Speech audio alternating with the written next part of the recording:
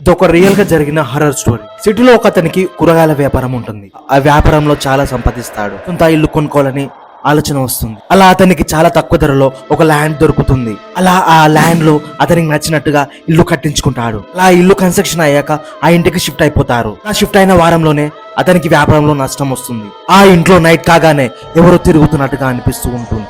అతని భార్య కిచెన్ లో వంట చేస్తుండగా ఆమెని ఎవరో పిలిచినట్టుగా అనిపిస్తుంది.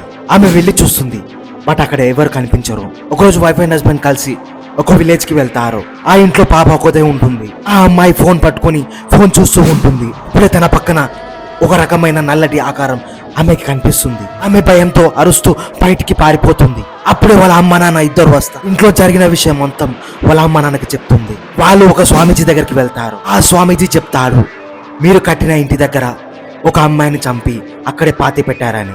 ఆమె ప్రేతాత్మగా మారి మీ ఇంట్లో తిరుగుతుంది.